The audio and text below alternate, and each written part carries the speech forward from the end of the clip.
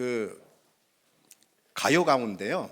저는 뭐 가요를 많이는 모르지만은 가족을 주제로 한 그런 노래들도 꽤 있습니다. 제가 예전부터 알았던 건 이제 가수 인순이 씨 있잖아요. 그분의 아버지라는 노래가 있습니다. 그런데 제가 이제 최근 들어서 인순이 씨하고 바다라는 가수가 있더라고요. 그 듀엣곡으로다가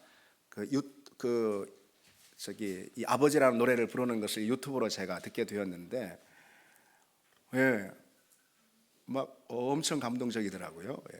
제가 막 눈물이 막 줄줄 나더라고요. 전에 노래 들으면서 눈물 안 흘렸는데 눈물이 막 그렇게 나더라고요. 그 노래 가운데 이제 참 우리의 가족사, 우리의 인생사를 담아놓은 그런 스토리가 이렇게 있잖아요. 그러면서 이제 아주 그 감동적으로 노래를 부르니까 참 눈물이 없이 들을 수 없는 그런 노래, 이런 게 이제 가족을 주제로 한 노래 같습니다. 그 노래 시작 부분에 짧은 나레이션이 있더라고요. 어릴 적 내가 보았던 아버지의 뒷모습은 세상에서 가장 커다란 산이었습니다. 지금 내 앞에 계신 아버지의 뒷모습은 어느새 야트막한 둔덕이 되었습니다. 아마도 이 글이 우리 모두가 가지고 있는 아버지에 대한 기억이고 또 아버지에 대한 마음 아닐까, 그런 생각이 듭니다. 그리고 그 임영웅이 부른 그 어느 60대 노부부의 이야기, 이게 원래 이제 김광석이라는 가수가 부른 건데, 뭐 임영웅 하면은 뭐 모르는 사람이 없죠. 이 어느 60대 노부부의 이야기라는 그런 노래도 참 감동적입니다. 그 이제 스토리를 이렇게 담아놨잖아요. 거기다가 평생 자녀를 위해서 헌신하고 지내온 그 모든 세월을 돌아보면서 이제는 늙어서 아내와 작별을 고하는 그런 노래입니다. 그래서 우리 부모님의 삶을 이렇게 아주 잔잔하게 그리고 있는 그런 곡인데, 뭐라 말할 수 없는 그런 이제 감정이 이렇게 밀려 들어오는 것을 느끼게 됩니다. 그런 부모님의 헌신으로 오늘 내가 있고, 그리고 또 나 역시 뭐 그런 부모가 되어서 지금 살아가고 있는 거죠. 가족 사진이라는 그런 노래도 있더라고요. 그런 이제 가족에 대한 노래들이에요. 다 이게 우리 모두가 경험하는 우리의 이제 인생사, 또 우리 삶의 스토리들이 이렇게 녹아 들어가 있어서 참 마음을 울리는 그런 곡들입니다.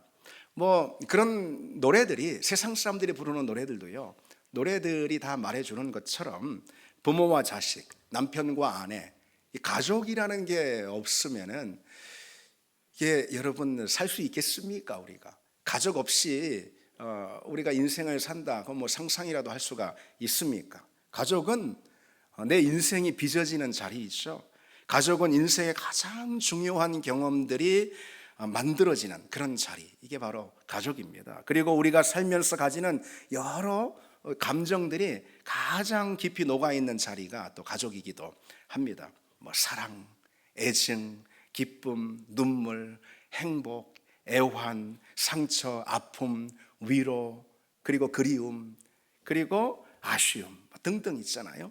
인생의 모든 정서적인 경험이 가장 깊이 녹아있는 자리가 바로 가족 아니겠습니까? 왜냐하면 뭐 가족이 가장 소중한 관계고 가장 중요한 관계이기 때문에 그런 것이죠. 가족은 그처럼 참 소중한 자리입니다. 그러나 한편 가족처럼 문제와 어려움, 그리고 또 고통으로 가득한 자리도 없다, 그런 생각을 해볼 수가 있습니다. 온갖 문제들이 다 어디서 일어나냐? 가정 안에서 일어난다는 거죠. 여러분 다음에 단어들을 한번 들어보십시오.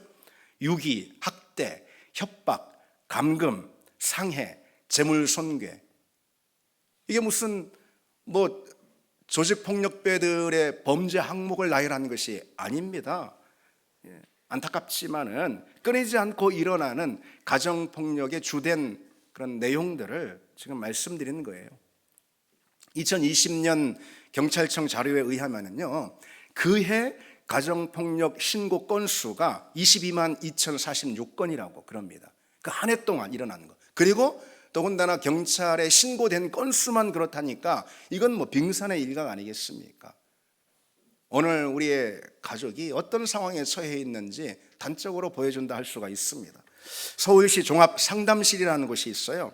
이제 여러 가정 문제로 이제 상담을 하는 그런 곳인데, 이 종합 상담실에 가정 문제로 상담을 하는 그런 청소년 아이들이 굉장히 많다고 그럽니다. 전화를 하기도 하고 또 직접 찾아오기도 하고 그럽니다. 어느 상담사의 글인데요, 한 남학생이 상담실에 찾아와 말을 꺼냈다는 거예요. 중대한 결심을 앞두고 몹시 망설여집니다.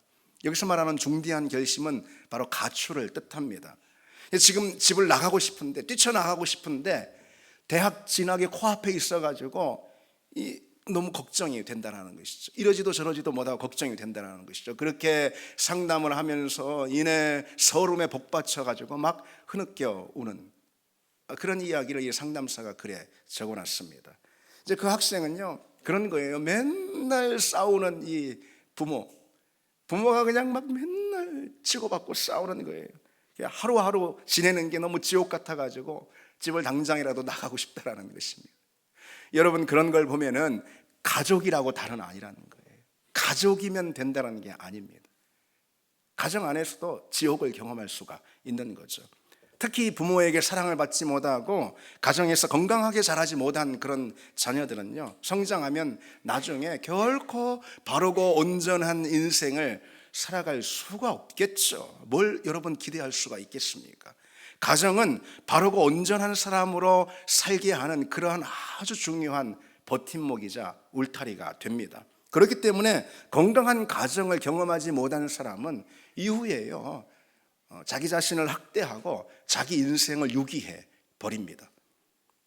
이 범죄자들의 심리를 분석하는 이 프로파일러라고 그러잖아요. 이 프로파일러들은요, 흉악범들에게 꼭 이런 질문을 한다고 그럽니다. 당신이 이런 범죄를 저지른 것으로 가슴 아파하는 가족이 있습니까? 이 질문을 꼭 한다는 거예요. 그 질문에 그런데 이 대다수의 범죄자들이 하는 대답이 그런 가족이 내게는 없습니다. 그런 답이라는 거예요. 나 때문에 가슴 아파하고 애타하는 가족이 없으면은 자신을 고립된 섬처럼 느끼게 되고요, 범행을 할 때 주저함이 없게 된다는 거예요. 여러분, 이것이 무엇을 말해줍니까? 가족은 내가 바르고 온전한 사람으로 서기에 하는 그런 버팀목, 그리고 그런 울타리가 된다는 거죠. 가족은 내 인생을 지탱하는 그런 버팀목입니다. 아니, 사실 가족은 내가 살아야 할 이유가 됩니다. 가족은 내가 내 인생을 살아가는 그런 이유가 됩니다.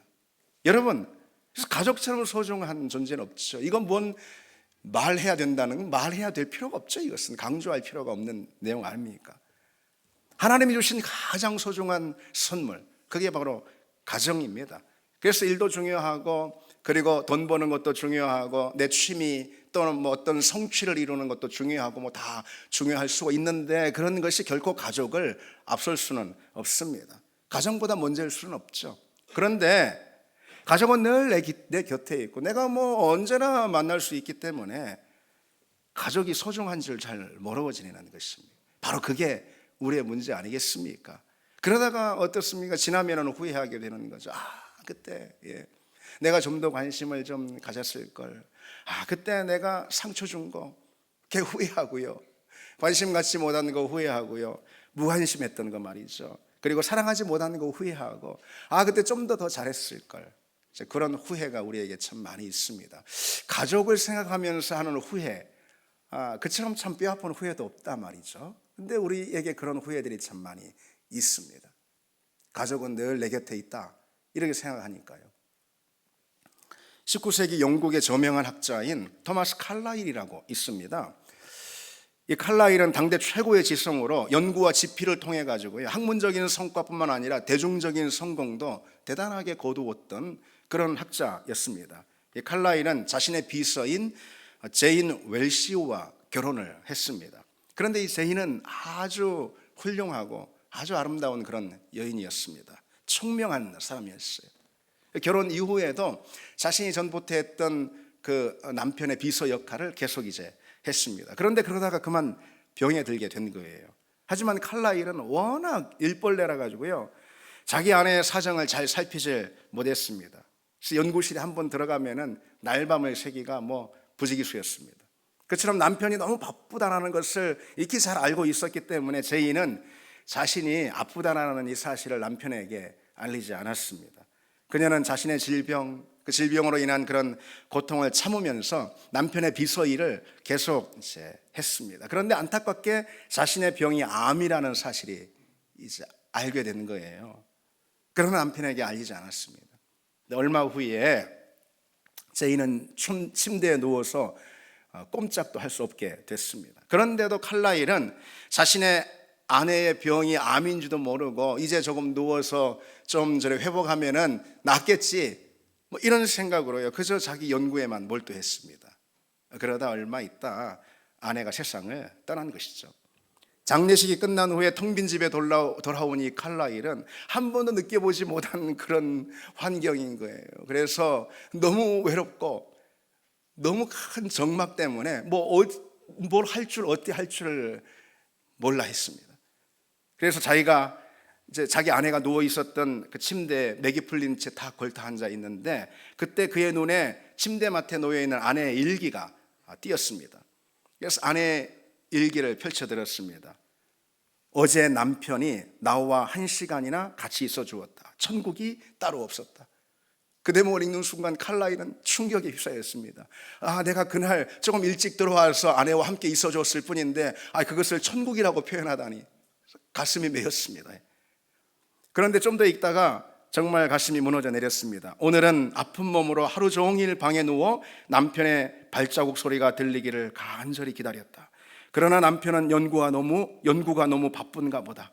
이제는 밤이 깊었고 아마 남편은 오늘도 들어오지 않는 모양이다. 아내의 일기를 읽고서는 칼라일은 눈물을 주체하지 못하고 밖으로 뛰쳐나갔습니다. 밖에는 폭풍우가 막 몰아치고 있는데 온몸으로 그 쏟아지는 비를 맞으면서 아내의 무덤이 있는 그 묘지로 달려갔습니다. 그리고 아내의 무덤 앞에 꿇어앉아 목 놓아 울었습니다. 죄책의 눈물이고 회한의 눈물 아니겠습니까? 아내를 그렇게 보낸 후에 이 칼라일은 그가 그토록 집중하고 연구했던 그 모든 연구나 집필 활동을 하지 않았다고 그럽니다. 그는 아내가 죽은 뒤로 15년이나 더 살았지만은 거의 연구나 저술 활동을 하지 않고 그 세월을 회환으로 보내면서 제인 웰시, 자기 아내잖아요, 제인 웰시의 편지와 기록이라는 책 하나만 펴냈을 뿐이라고 합니다. 여러분, 아내에게 더 잘하시기 바랍니다. 남편에게 좀 더 잘하시기 바라고요. 우리 부모님 대다수 다 떨어져 계실 텐데 부모님께 더 잘하고 또 우리 자녀들에게 좀 더 우리가 더 잘해야 되지 않겠나 생각이 듭니다. 우리는 사랑하는 사람들이 늘 내 곁에 있을 거라 그렇게 생각을 하는데, 그러니 언제든지 더 잘할 수 있는 기회가 있을 거라 이렇게 여기는데, 그러나 그런 태도가 결국은 우리에게 큰 후회를 남기게 된다는 거죠. 그런데 여러분, 이쯤에서 이런 생각이 듭니다. 사실 우리는요, 누구나 다 좋은 가정을 만들고 싶어 해요. 안 그런 사람 아무도 없어요.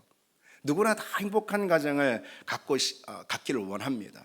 우리는 가족이 정말 우리 가족만큼은 사랑이 있는 울타리가 되었으면 하고요, 서로 소중히 여기고 그리고 행복이 넘치고, 그래서 그 안에서 정말 건강한 삶이 빚어지는 그런 좋은 가정으로 만들기를 누구나 다 원합니다. 그러나 여러분, 중요한 것은 우리가 그런 가정을 세울 수 있는 것은 아니라 그런 겁니다. 누구나 좋은 가정을 세우기를 원하죠. 그러나 그렇게 못하기에 우리에게는 가정을 두고 하는 후회나 회한이 참 많은 것이고, 심지어는 찢기고 깨어진 가정들도 그토록 많은 것입니다. 우리가 세우려면 무너지고 마는 것이죠. 가정은 하나님이 세우시는 곳이기 때문입니다. 여러분 생각해 보십시오. 가정을 누가 만드셨습니까? 누가 가정을 창조하셨습니까? 우리 하나님이 창조하셨습니다. 가정을 우리에게 누가 선물로 주셨습니까? 하나님이 우리에게 선물로 주셨죠. 그러니 가정을 창조하시고 그 가정을 우리에게 선물로 주신 그 하나님이 오늘도 쉬지 않고 가정을 세워가신다. 가정을 세우시는 분은 우리 하나님이다. 여러분, 이 믿음을 우리만큼은 꼭 갖기를 원합니다. 가정은 내가 세우는 것이 아니에요. 내 노력으로 세우는 것이 아닙니다. 가정은 우리 하나님이 세우십니다. 그 가정을 주신 분은 하나님이고 하나님이 내 가정을 세우십니다. 오늘 본문을 보십시오. 여호와께서 집을 세우지 아니하시면 세우는 자의 수고가 헛되며 여호와께서 성을 지키지 아니하시면 파수꾼에 깨어 있음이 헛되도다. 너희가 일찍 일어나고 늦게 누우며 수고의 떡을 먹음이 헛되도다. 그랬습니다. 하나님께서 가정을 세워주시지 않으면 가정을 세우려는 내 모든 노력은 결국 다 허사로 돌아간다, 이런 뜻이죠. 하나님께서 자녀들을 지켜주시지 않으면 자녀들을 위해서 행하는 내 모든 노력들은 결국은 다 헛된 일이 될 뿐이다. 특히 여러분, 자녀 이야기를 좀 해보면, 오늘 어린이 주일이니까요, 자녀가 잘 되기를 바라는 것은 부모의 당연한 마음입니다. 물을 필요가 없습니다. 그러나 하나님보다 내 자녀를 우선할 때요, 자녀는 우상이 되는 거죠. 그걸 우상이라고 그러는 거잖아요. 하나님보다 자녀를 우선할 때 말이죠. 그런데 여러분, 하나님의 무게를 감당할 존재는 세상에 아무도 없습니다. 하나님의 자리를 차지한 그 누구도 그 무게를 견디지 못하고 결국은 무너지고 맙니다. 어떤 존재든 하나님의 자리를 차지하는 순간 그것은 우상이 되고, 하나님은 어떤 분이시냐? 우상을 멸하시는 분입니다. 따라서 여러분, 우리는 자녀가 하나님의 자리가 아닌 하나님의 사람이 되게 하려고 해야 합니다. 아멘. 다시 한번 말씀드리겠습니다. 우리는 나의 자녀가 하나님의 자리가 아닌 하나님의 사람이 되게 하려고 해야 합니다. 자녀가 누구보다 하나님을 사랑하고 하나님을 오히려 부모인 나보다 더 섬기고 말이죠, 그런 사람이 되게 해야 한다는 거죠. 그래야 하나님이 내 자녀를 반석 위에 세우십니다. 그래야 하나님이 내 자녀를 사랑하시고 바로 그 하나님의 사랑이 내 자녀를 복된 인생으로 이끈다는 거죠. 여러분, 내가 내 자녀를 사랑하는 것보다 하나님이 내 자녀를 사랑하시면 1000배, 10,000배 이상 내 자녀에게 그 사랑은 은혜가 되고 유익이 되고 빛이 되고 생명이 되는 줄 믿습니다. 근데 여러분, 오늘 이 시대를 한번 보십시오. 이 시대처럼 자녀에게 집중하는 시대가 또 있었을까? 있었을까요, 여러분? 이 시대처럼 자녀에게 집중하는 시대가 있었을까? 모든 부모들이 그저 모든 것을 쏟아붓는 그런 시대가 또 있었을까 생각이 됩니다. 믿지 않는 사람들뿐 아니라 우리도 다를 것이 없습니다. 최근에 우리나라 양육비가요, 세계 최고라는 기사를 제가 엊그제 봤습니다. 우리나라 양육비가 1인당 GDP의 약 7.8배라는 거예요. 그러니까 독일 같은 경우는 선진국이잖아요. 3.6배, 프랑스는 2.2배인데 그보다 우리나라가 훨씬 높다라는 거예요. 그러면 과연 얼마나 드느냐? 우리나라에서 자녀를 낳아서 18세까지 키우는 데 드는 양육 비용이 무려 여러분 3억 6,500만 원. 놀라지 마십시오. 3억 6,500만 원이라는 거. 저는 근데 좀 의아했습니다. 나는 그 돈이 없는데 애를 지금 18살 되도록 지금 키우는 것 같은데 도대체 그 3억 6,500만 원, 이제 의아하고 좀 궁금했습니다. 뭐 때문에 그렇게 비용이 많이 드는 걸까? 우리나라가 기저귀 값이 그렇게 비싼가? 근데 그런 게 아니라요, 다 사교육 때문입니다. 지난해 초중고 학생 약 80%가요 1인당 월 52만 원의 그 사교육비를 지출했습니다. 평균적으로. 그러니까 둘 가진 가정은 100만 원 이상을 지출하기, 그냥 평균인 거예요. 그게 더 많이 하는 사람들도 있고, 최근에는 심지어 이런 과정까지 생겼어요. 여러분, 초등생 의대 준비반, 이런 과정까지 생겼다는 거예요. 의사가 그렇게 되고 싶으면 전 국민을 다 의사로 그냥 만들면 될 것 같아요. 다 의사가 되고 한 가지씩 부업을 가지면 되니까. 아이들이 입시 전쟁에 내몰려서 그런 거죠. 치열하게 입시 전쟁에 내몰려서 경쟁합니다. 그 사이 우리 아이들이 무엇이 옳고 그런지, 무엇이 선하고 아름다운지, 무엇이 의미 있고 가치 있는지, 그런 거는 뭐 통 관심을 둘 여력도 없습니다. 그저 그냥 입시 기계로 자랍니다. 여러분, 우리 아이들이 그렇게 자라기를 여러분은 바라십니까? 입시 기계로? 다들 간다고, 다들 그 길을 간다고 우리도 그냥 뭐 우르르 그냥 세상을 따라갑니다. 그게 어딘지도 모르고 다들 가니까 나도 왠지 그 대열에서 이탈하면, 그 대열에 끼지 않으면 안 될 것 같으니까 정신없이 나도 쫓아가는 거죠. 그러다가 여러분 절벽을 만나는 것이, 그러다가 절벽을 만나요. 입시 기계로 자란 우리 자녀들은 결국은 그 영혼이 하나님이 없는 어둠의 광야를 만나지 않겠습니까? 우리는 하나님 안에서 거하고, 우리는 기도 가운데, 우리는 말씀 가운데 1년 1도 간다면 우리는 하나님 안에 있으면서 우리 자녀들은 무엇이 옳고 무엇이 그런지, 무엇이 하나님 볼 때 선하고 아름다운지, 무엇이 하나님 볼 때 의미 있고 가치 있는 인생인지 전혀 알 겨를 없이 그 중요한 시간을 그저 공부에만. 제가 공부가 나쁘다는 것이 아니고, 저도 입버릇처럼 우리 애들한테 하는 말이 공부해라 그겁니다. 근데 어쨌든 우리 아이들을 그런 입시 지옥이라고 말하는데 그런 자리에 쳐넣으면은 여러분, 결국은 우리 아이들은 우리처럼 이렇게 은혜로운 신앙의 자리를 경험하지 못하고, 우리 아이들은 하나님 없는 그런 막막함, 영혼의 어둠 가운데 거할 수가 있습니다. 우리가 그것을 잊지 말아야 합니다. 이 땅의 모든 부모들이 모든 힘을 쏟아서 사회적으로 성공한 자녀로 세우려 하지만은, 그러나 부모가 자녀의 인생을 세우는 것이 결코 아니고 하나님이 내 자녀의 인생을 세우신다라는 이 사실을 우리만큼은 여러분 기억해야 한다는 겁니다. 여호와께서 집을 세우지 아니하시면 세우는 자의 수고가 다 헛되다고 그랬으니까요. 하나님이 내 자녀의 인생을 세우지 않으면 부모인 나의 모든 어떤 노력도 결국은 다 헛사로 돌아갑니다. 그것이 성경이 명백히 우리에게 말씀하는 말씀입니다. 우리는 그래서 내가 아닌 하나님이 나의 자녀를, 내가 아닌 하나님이 우리 가정을 세우시도록 우리는 하나님의 자리를 항상 내 자녀에게도, 우리 가정 가운데도 마련해 드려야 합니다. 하나님의 자리를 마련해 드려야 합니다. 그래야 하나님이 우리 가정을, 또 우리 자녀를 세우십니다. 여러분, 어떻게 하나님이 세우시는 가정으로 우리가 삼을 수가 있을까? 구체적으로 이 시간 2가지만 좀 살펴보려고 합니다. 실은 여러분들 다 아는 내용이에요. 어떻게 해야지 하나님이 우리 가정을 든든히 세우실까? 첫 번째로 말씀 중심의 가정이 되도록 해야 합니다. 내 가정이 말씀 중심의 가정이 되도록 해야 합니다. 부모는 여러분, 우선 자녀의 예로 말씀을 드리면은 잠언 22장 6절에 마땅히 행할 길을 아이에게 가르치라 그랬습니다. 그래서 부모는 자녀가 원하는 바를 가르치는 것도 아니고, 부모가 원하는 바를 자녀에게 가르치는 것도 아닙니다. 다만 마땅히 행할 길, 다시 말해서 하나님의 말씀을 자녀에게 가르치고 그 말씀을 자녀의 심령에 새겨야 합니다. 오늘 이 시대의 어떤 교육 철학이라 이렇게 하면은 흔히들 행함으로 배운다, 그런 교육 철학입니다. 학습자가 스스로 행하고 경험함으로써 배운다, 그런 거예요. 그러니까 부모나 교사는 아이에게 있는 그 잠재력을 꺼내 주기만 하면 되는 거예요. 다시 말해서 더 많은 걸 경험하게 해주고, 그렇게 했어요. 그러나 그처럼 자녀가 스스로 배운다라는 이런 교육 철학은요, 그 이면에 타락한 본성을 지적하고 있는 하나님의 말씀을 무시하는 그런 불신이 들어 있습니다.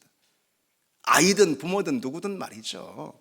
착해 보이든 그렇지 않아 보이든 누구든 우리 인생에 타락한 본성이 있다, 이걸 지적하고 있는 그 말씀을 무시하는 사고가 깊이 배어 있다라는 것이죠.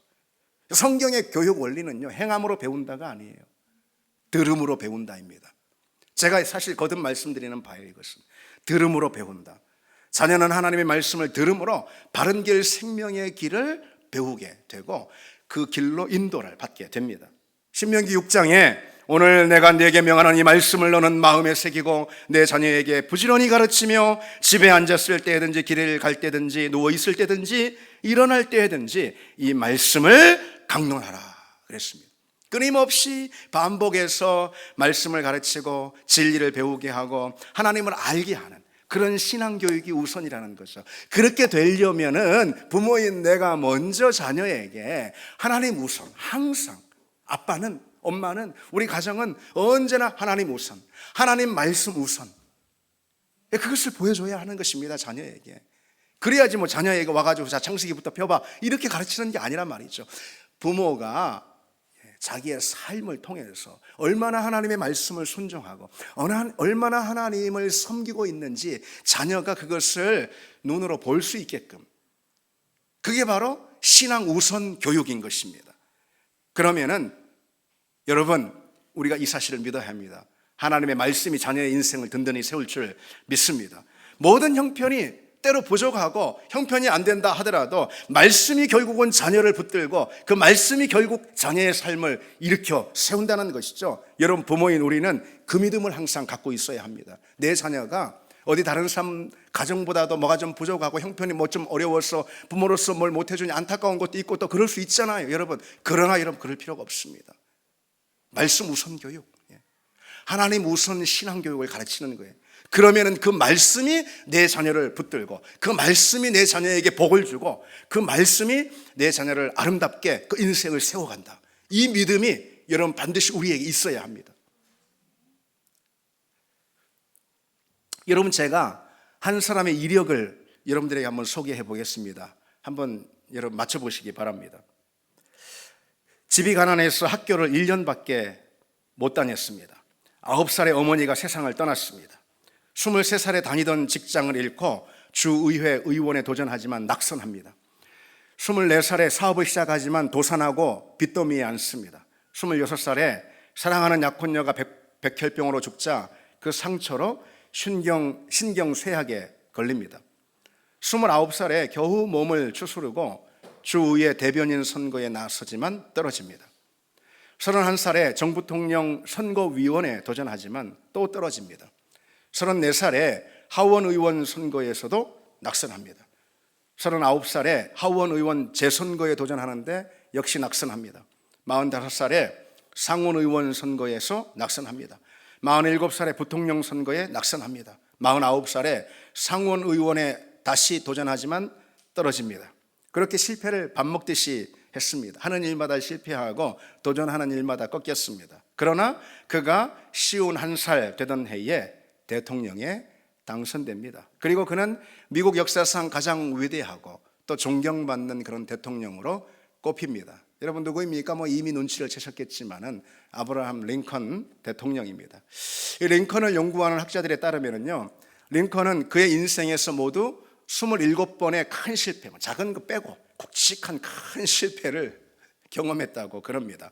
링컨은 어린 시절 일단 너무 가난해가지고 정규 교육을 받지를 못했어요.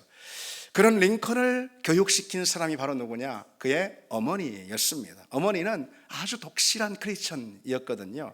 그래서 링컨에게 다른 어떤 것보다도 성경을 묵상하는, 하나님의 말씀을 사랑하는 그런 성경을 묵상하는 법을 최우선으로 가르쳤다고 합니다. 그리고 어머니가 물려준 유산도요, 성경책이 전부였습니다.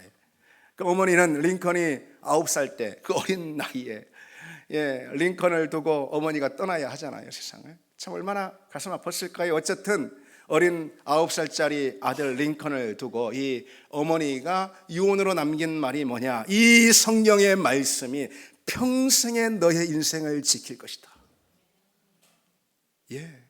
그런 유언을 마지막에 링컨에게 남겼습니다. 링컨은 항상 그래서 그 성경을 가까이 했고 진짜로 말씀이 그의 인생의 걸음을 비추는 그런 경험을 했습니다. 그리고 어떤 어려움, 실패하고 넘어지는 그 어떤 역경에서도 굴하지 않고 말씀이 주는 강한 용기와 의지로 모든 것을 능히 극복하는 그런 사람이 됐던 거예요. 그래서 마침내 하나님이 주시는 그 열매를 맛보는 그런 인생이 됐습니다. 여러분, 우리 가정이 말씀의 가정이 되기를 원합니다. 우리 자녀들이 말씀을 사랑하는 사람으로 자라고 그래서 믿음에 탁월한 사람으로 자라기를 원합니다. 사실 이것은 여러분보다 제 자신에게 하는 말입니다. 우리 아이들이 다 고등학생이거든요. 그래서 다른 것보다 곁눈질 하지 말고 말씀을 사랑하고 말씀의 사람이 되어서 다른 어떤 것보다 믿음에 탁월한 자녀가 되는 것. 그러면은 여러분, 그 말씀이 그리고 또 그 믿음이 여러분의 자녀의 인생을 복되게 하고 또 여러분의 가정을 행복한 가정으로 세울 줄 믿습니다. 하나 더 말씀드려야죠. 어떻게 우리 그 가정이 하나님이 세우시는 가정이 될 수 있을까? 그것은 기도로 세울 수 있습니다. 기도로 또 세워야 합니다. 여러분, 창세기 이 장면을 한번 떠올려 보시기 바랍니다. 이삭이 야곱을 위해서 축복을 하죠. 그런데 나중에 야곱의 삶을 여러분 다 아시죠? 이삭이 축복한 그대로 야곱의 삶에 뭐 조금도 어긋남 없이 펼쳐지지 않습니다. 고스란히 펼쳐집니다. 한편 야곱은 또 자신의 12아들들 다 모아놓고 그들에게 예언도 하고 축복도 하며 그들을 위해서 마지막 기도를 하지 않습니까? 그런데 우리가 알듯이 야곱의 그 축복의 기도가 자신의 12아들의 삶 가운데 고스란히 펼쳐지는 것, 그게 성경의 이야기 아닙니까? 우리가 자녀들의 인생을 놓고 끊임없이 축복하면은 그 축복의 기도가 마침내 자녀들의 삶 가운데 역사하고 자녀들의 삶 가운데 살아서 운동할 줄 믿습니다. 우리가 가정을 위해서 축복하고 기도하면은요, 우리 가정이 결국 든든하게 서고 모든 어려움과 역경과 장애가 있다 하더라도 그걸 능히 이기고 그것이 가정 가운데 주는 교훈으로 그 가정이 더 든든하게 서는 그런 은혜가 있을 줄 믿습니다. 기도는 능력입니다. 여러분, 기도의 능력을 믿는 우리가 됩시다. 마치 그래서 여러분, 우리는요, 통장에 저축을 하듯이 기도를 하면 되는 거예요. 내가 기도했는데 왜 당장 이루어지지 않나? 여러분, 응답은 하나님의 몫인 거예요. 근데 뭐 우리가 응답을 생각할 거 없어요. 이건 하나님이 하시는 하나님의 영역이니까 우리가 할 일은 기도인 것입니다. 그래서 뭐 응답이 지금 되든 언제 되든 하나님께 맡겨드리고, 우리 하나님은 응답하시는 분임을 믿습니다. 맡겨드리고 우리는 기도하면 됩니다. 마치 기도의 저금통에 계속 기도를 쌓듯이 기도하면 되는 거예요. 자녀를 위해서 계속해서 축복하며 그의 머리에 손을 얹고 여러분 기도하십시오. 가정에 우리 주님의 임재의 구름 기둥이 임하기를 늘 손을 들고 여러분 기도하시기 바랍니다. 우리 가정의 모든 자리에서 어둠의 그림자가 떠나고 은혜의 빛이 쏟아 부어지도록 여러분 축복하며 기도하시기 바랍니다. 반드시 그 기도가 살아서, 우리가 하는 기도는 살아 역사합니다. 살아서 우리 자녀들의 삶 가운데 그리고 또 우리 가정 가운데 운동할 줄 믿습니다. 여러분, 무엇이 가정을 세울까요? 기도라고 말씀을 드립니다. 그 비밀을 잊지 않는 우리가 되기를 바랍니다. 4세기 교부인 크리소스톰은 기도에 대해서 이런 유명한 글을 남겼습니다. 한번 들어보십시오. 기도의 위력은 불의 세력을 정복한다. 기도는 노여워하는 사자의 입에 재갈을 물리고 폭풍우를 달래며 마귀를 내쫓으며 사망의 결박을 풀며 질병을 완쾌시킨다. 기도는 만능의 갑옷이요 값이 떨어지지 않는 보물이요 고갈되지 않는 광산이며 구름으로도 흐려지지 않는 창공이요 폭풍으로도 구겨지지 않는 하늘이다. 진정으로 기도는 뿌리요 지반, 그라운드, 지반이요 한량없는 축복의 어머니다. 아멘. 크리스토템이 기도에 대해서 실제로 이와 같은 응답의 역사를 경험했기 때문에 이런 글을 남기고 있는 것 아니겠습니까? 막연한 소망이 아니고 말이죠. 그러니 여러분, 가족을 위해서 기도하는 일보다 내가 할 수 있는 더 큰 최선은 없다고 봅니다. 가정을 위해서 기도하는 일보다 내가 더 많이 할 수 있는 다른 노력은 없다고 봅니다. 여러분, 가족을 위해서 우리가 기도하기를 원합니다. 우리 교회 온 성도들은 우리 가족 중에는 실은 교회 안 나오고 믿지 않는 분도 있을 수 있어요. 그러나 여러분 괜찮습니다. 계속해서 기도하면 됩니다. 가족을 위해서 기도하면 그 기도를 반드시 하나님이 들으십니다. 가족을 위해서 기도하지 않는 사람은요, 어떤 사람이냐? 가족을 사랑하지 않는 사람이거나 아니면 기도의 능력을 믿지 않는 사람입니다. 둘 다 모두 바른 그리스도인은 아닌 것이죠. 여러분, 우리는 가족을 위해서 다른 모든 것은 포기해도 기도만큼은 멈추지 않는 우리가 되기를 원합니다. 얼만큼 우리는 기도해야 할까? 어느 정도 우리는 기도해야 할까? 당연히 끊임없이 계속해서 쉼 없이 지치지 않고 가족을 위해서 마치 기도의 저금통에 계속 기도를 쌓듯이 오늘도 내일도 계속 가족을 위해서 자녀들을 위해서 축복하며 기도하는 것입니다. 여러분, 기도의 사람 E.M. 바운주의 이와 같은 도전을 여러분 한번 들어보십시오. 끈질기게 기도하라. 두꺼운 철문이 열리기까지 기도하며 산 같은 방해물이 사라지기까지 기도하며 안개가 사라지고 구름이 걷히고 햇살이 비치기까지 진정으로 기도하라. 기도 응답의 기쁨은 산고를 견뎌낸 어머님의 기쁨이며 사슬을 벗고 새로운 삶과 자유를 얻은 노예의 기쁨이다. 아멘. 이와 같은 기도의 응답이 여러분의 자녀들의 가운데 임하고 여러분의 가정 가운데 임한다면 얼마나 감사하겠습니까? 꼭 그렇게 될 줄 믿습니다. 기도가 우리 가정을 반석 위에 세웁니다. 내 자녀와 가정 가운데 하나님의 복이 부어지게 하고요, 내 자녀와 가정을 향한 하나님의 그 섭리가, 거룩한 섭리가 성취되게 하는 것, 바로 기도입니다. 이제 말씀을 맺겠습니다. 여러분, 가정이라고 다는 아닌 거예요. 가족이라고 다 된 것은 아닙니다. 하나님이 세우시는 가정, 그런 가족이 되어야 합니다. 여러분의 가정이 말씀 중심의 가정, 그리고 또 기도로 세우는 그런 가정이 되어서 하나님이 거하시고 이끄시고 다스리시고 하나님이 세우시는 그런 가정 되기를 바랍니다. 우리 같이 찬양 드리겠습니다.